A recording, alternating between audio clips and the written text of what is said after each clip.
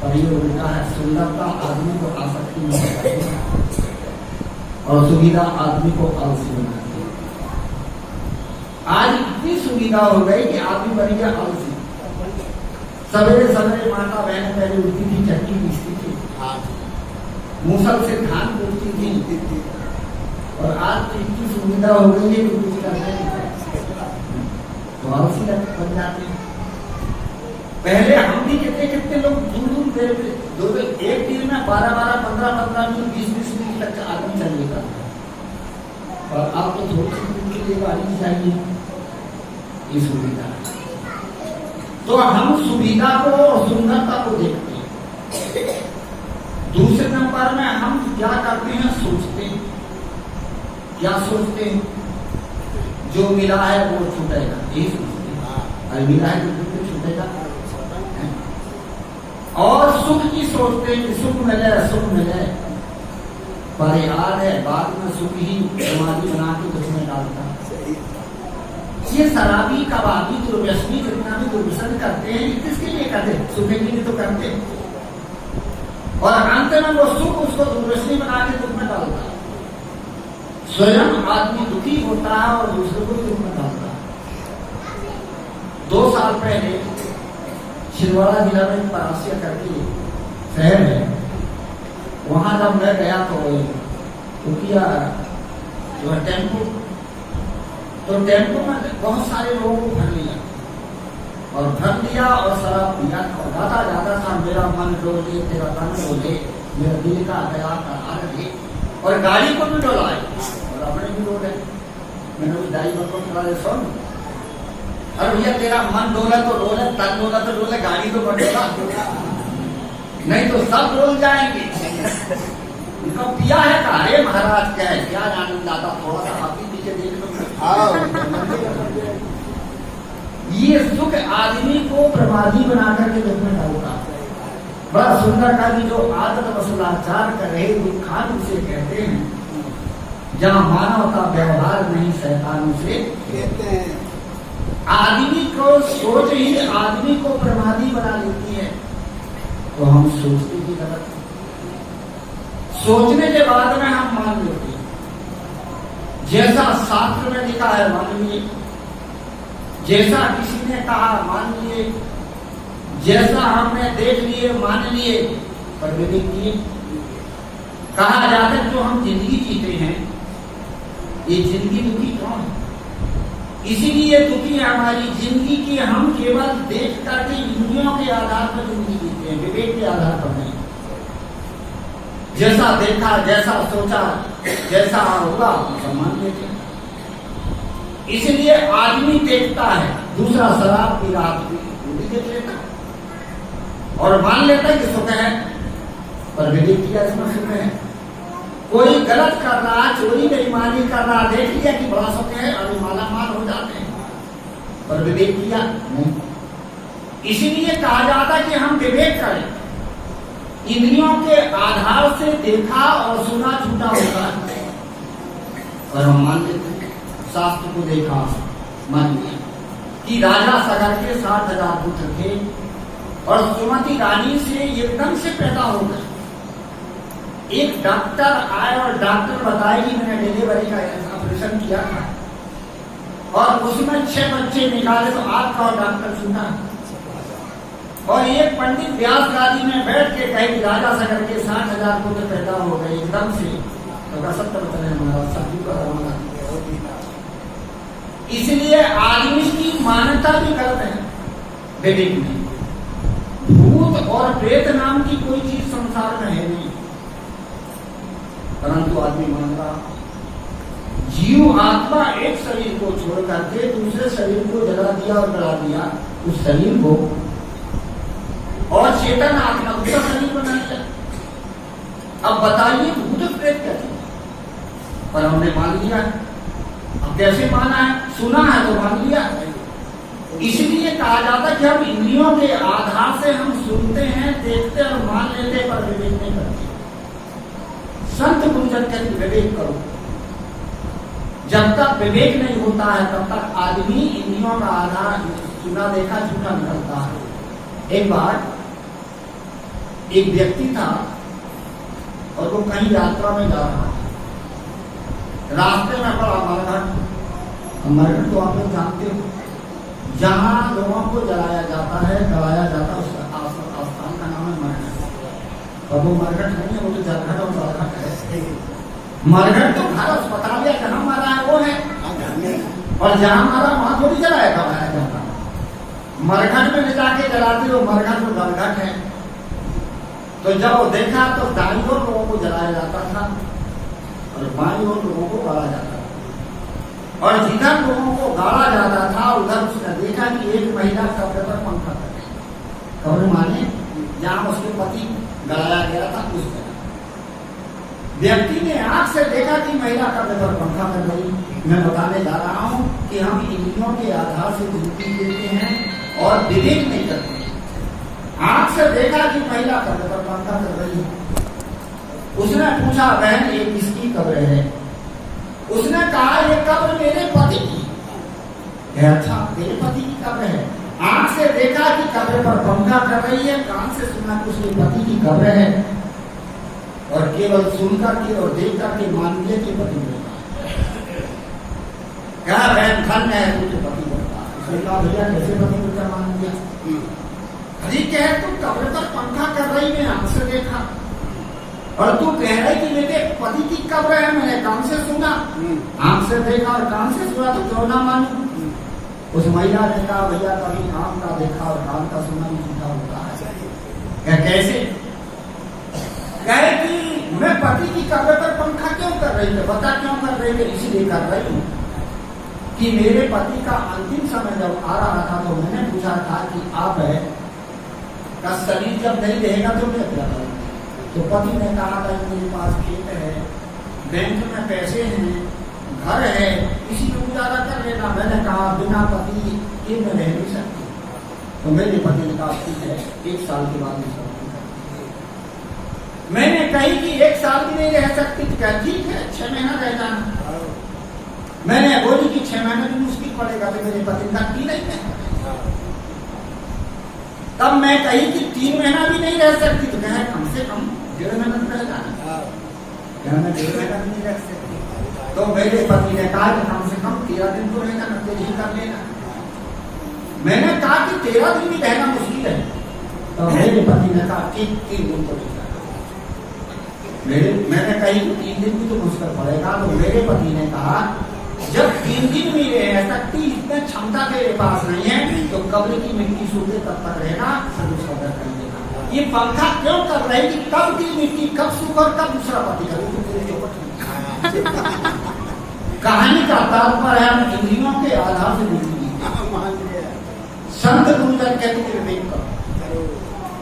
इंद्रियों के आधार से जो देखा सुना है वो कभी झूठा हुआ, से विवेक करो। मनसाय और मनसा रहेगी, बूढ़े बहुत अचेत, कहाँ ही कबीरते बाची है जाके हृदय विवेक। ये मन हमारा समुद्र है और हमारे भीतर में इच्छाएं, वासनाएं, आशा, तृष्णा, ममता, ये तो है, और इन लहरों से हम डूब रहे हैं। इसीलिए कहा जाता है कि हमें विवेक की जरूरत है। कभी कभी कहते लोग, गुरु जी हम तो घर गृहस्थी में रहने वाले, हमें विवेक करने की क्या जरूरत है? अरे आपको तो और ज्यादा विवेक करने की जरूरत है। जहाँ ज्यादा रोग होता है वहाँ औषधि ज्यादा लगती है। इसलिए घर गृहस्थी, संसार, परिवार, समाज में रहना वो कैसे है? बहुत बड़ा रोग है। रामायण में लिखा है कि गृही कारण नाना जंजाला और ते अति दुर्गम शहर विशाला। गृहस्थ आश्रम में जिंदगी जीना नाना जंजाल के बीच में है, और उस जंजाल को पार करना कैसे है? एक बहुत बड़े पहाड़ को पार करने जैसा कष्ट है। तो यहाँ पर तो और विवेक की जरूरत है, समझदारी की जरूरत है, पल पल में समझदारी चाहिए। इसलिए कहा जाता है कि हम विवेक करके माने, समझें, विवेक करके माने। हर चीज में विवेक करना चाहिए। आदमी विवेक नहीं कर पाता, विवेक बुद्धि खो जाती, इसलिए आदमी को पता नहीं पड़ता कि झूठ बोलना, छल करना, कपट करना, बेईमानी करना क्यों करते जी? समझदारी नहीं है, तो इसी से बच रहे झूठ छल कपट से। और ये झूठ का छल कपट आदमी को और भी उठाता है, उबारता नहीं। तो मैं कह रहा था कि मानना हम विवेक करके माने, पर हम शास्त्रों को देखे, पुराणों को देखे, लोगों से सुन लिया, मान लिया, पर कभी विवेक विचार किया। इसीलिए कहा जाता है कि हमारा देखना उल्टा, हमारा सोचना उल्टा, हमारा मानना उल्टा और हमारा करना भी उल्टा। क्या करते? जिन पापों कर्मों से आज हमारे जीवन में दुख हो रहा है वो वही फिर कर रहे हैं। पतंजलि जी बड़ा सुंदर कहते कि जीवन में जितने दुख दिखते वे निज दोषों के कारण ही, पर जिसमें इतना ज्ञान नहीं दोष मिटाना क्या जाए। जीवन में जितने भी हमारे दुख आते हैं, कष्ट आते, परेशानियां आती हैं, वो हमारी पहली की भूल है। और भूल के कारण हमने गलत किए तो गलत कर्म का फल आपको भुगतना पड़ेगा। परंतु समझदारी ना होने के लिए फिर आदमी वही कर्म करता है जिस कर्म से आज दुख पा रहा, फिर नया होता।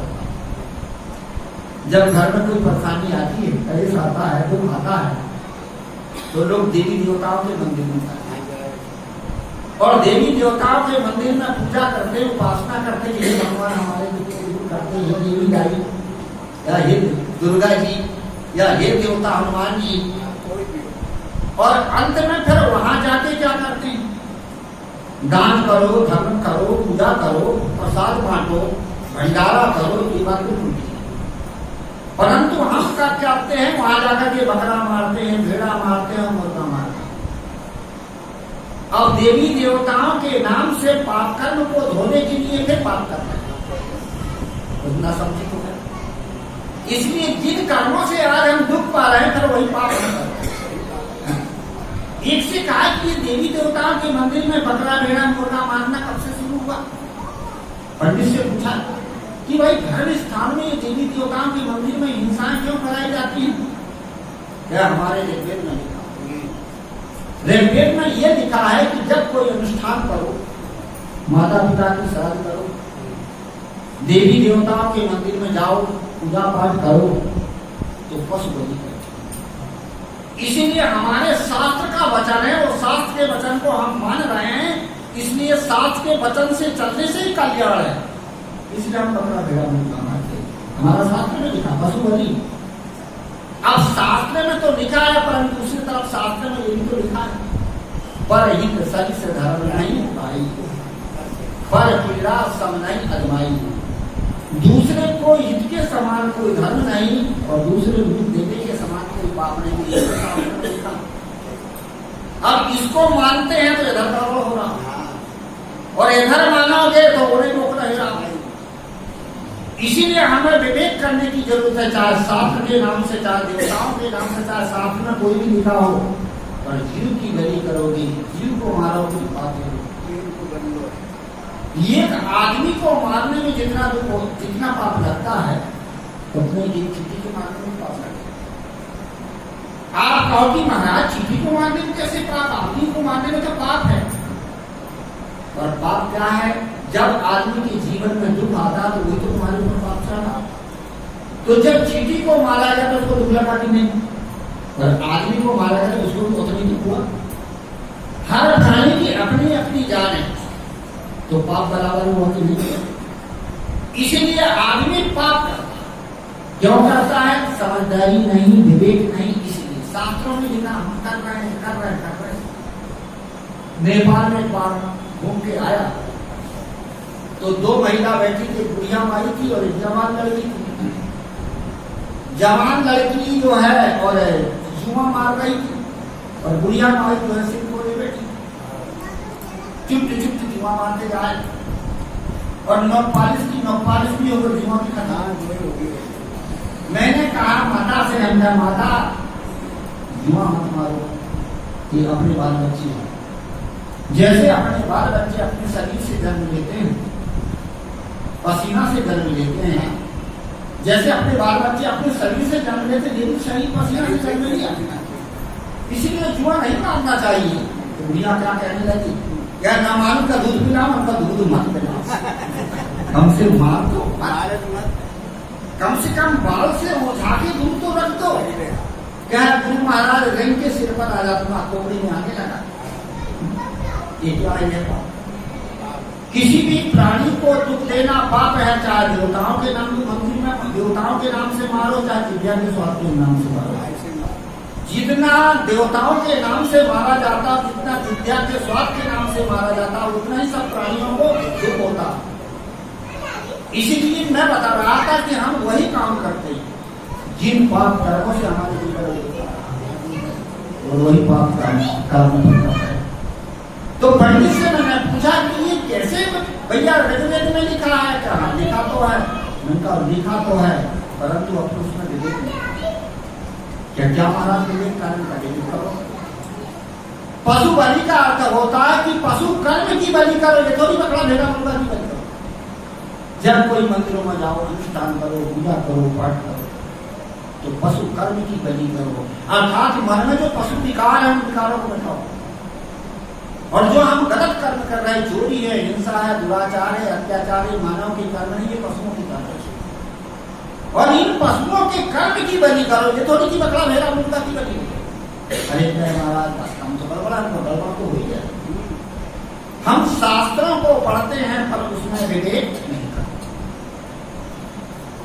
आपने लोग देखे होंगे कि जब कोई भोजन करता है तो जो कर्मकांडी होते हैं, पूजा पाठ वाले वो क्या काम करते हैं? थोड़ा सा टुकड़ा तोड़ करके जमीन में डाल देते और थोड़ा पानी हाथ में लेकर के ऐसे आसपास घुमा देते हैं। और हम लोग क्या कर रहे हो? भगवान को भोग कर रहे हैं, भोग लगा रहे हैं। अब तुम खाओ थाली में और भगवान खाए जमीन में, कोई तो कभी भगवान है ना। और तुम खाओ थाली भर और भगवान के इतना समय आदमी भी कितना बेईमान है। जब मंदिर में जाता है नारियल फोड़ता है तो पूरी खटोली तो अपने ले आता है, पूरा जो गोला है गोला तो अपने ले आता है और ऊपर की खटोली छोड़ देता। ये खाए माल और देवता खाए मूछ, और इतना एक चटक फटक करके एक चटक ऐसे डाल देगा। ये क्या है? ये हमारे पास विवेक नहीं। इसलिए कहा जाता है कि देवताओं के मंदिर में यदि जाओ तो क्या काम करो? पशु बलि करके पशु कर्म की करो, विवेक समझदारी नहीं। और हम उल्टा पाप करते हैं। ये आज जो हिंसाएं के देवताओं के नाम से हिंसाएं चल रही हैं, ये कहां से चली? ये शास्त्रों को हमने बराबर समझ नहीं पाया।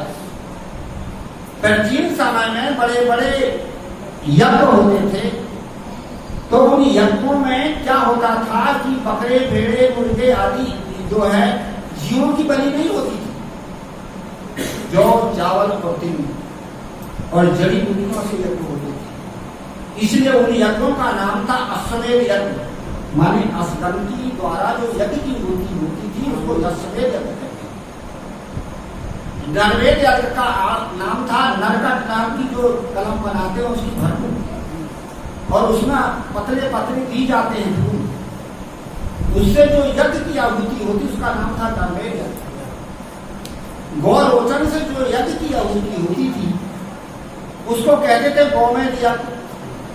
और 7 साल पुराना जौ और ताप चावल से तिल से जो यज्ञ की आहुति होती थी उसका नाम था अजमेर यज्ञ। तो ये यज्ञ कोई हिंसक ही नहीं थे, अहिंसक यज्ञ होते थे। पर पीछे पीछे मस्कौआ पंडित आ गए और उन्होंने मांस खाने के लिए उसका उल्टा पुल्टा लगा दिया। गौरोचन था तो गौ माने गाय की बछड़ी को अपना, नरमेध था नर माने नरकर तो नर माने आदमी को यज्ञ में चढ़ाओ। आज 7 साल पुराना जो चावल तिल था तो अजमाने बकरा। तो इसी प्रकार से यज्ञ का हिंसा से अहिंसक से हिंसा बदला। क्यों बदला? हमारे पास विवेक की कमी। मैं कहने जा रहा हूं कि हम वही कर रहे हैं जिन कर्मों से हमारे जो मिला और वही पाप करने हम आ गए। इसीलिए हमारा जो मन है ये उल्टा। सदगुरु कबीर ने बड़ा सुंदर कहा कि अटपट कुम्हार करी कुम्हैया चवरा गवाना।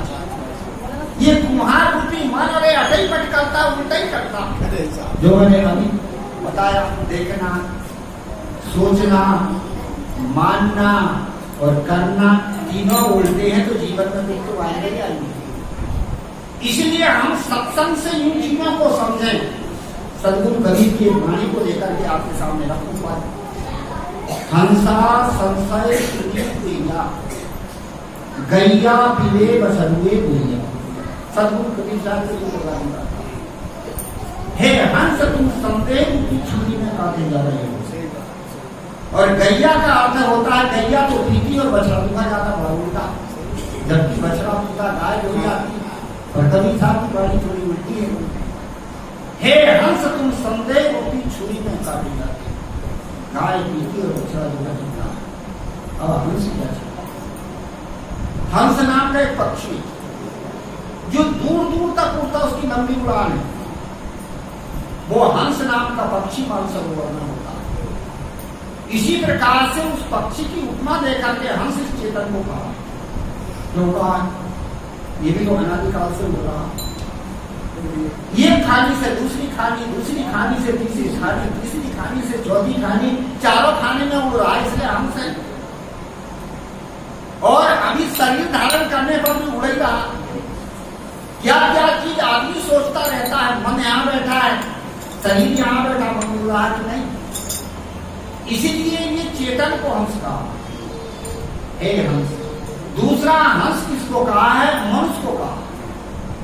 जैसे हंस जो है दूध और पानी को अलग कर देता है, इसी प्रकार से मनुष्य के पास में सत्य और असत्य परखने की क्षमता है। सत्य क्या है, असत्य क्या है।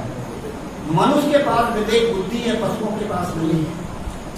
इसीलिए मनुष्य परखता है, जानता है, समझता है। इसलिए मनुष्य की यही शिक्षा है। कोई पशुओं को शिक्षा देता है, गाय भैंस को कोई शिक्षा देते नहीं, उनका प्रशिक्षण उनको सिखाया जाता, मार के, प्यार के, डांट के, फटकार के, खिला के, पिला के, और समझाया नहीं जाता। मनुष्य को समझाया जाता है, हे हंस, तुम संदेह रूपी छुरी में काटे जाते। अब कौन कौन सा संदेह हमारे जीवन में, कौन कौन से संदेह में मनुष्य भूला है? सबसे पहले आध्यात्मिक संदेह, अपने प्रति संदेह। मैं स्वयं हूं कि मेरे ऊपर कोई परमात्मा है। बड़े बड़े लोग भी जो है बाहर भटकते, बड़े बड़े ज्ञानी लोग भी परमात्मा है, भगवान है, खुदा है।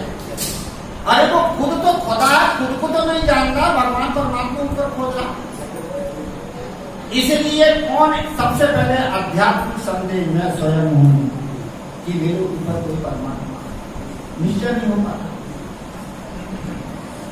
और परमात्मा भी हो तो एक परमात्मा हो तो हो, यहाँ तो जितने मतपद सिद्धांत सबके अलग अलग परमात्मा। मुसलमानों का खुदा परमात्मा, हिंदू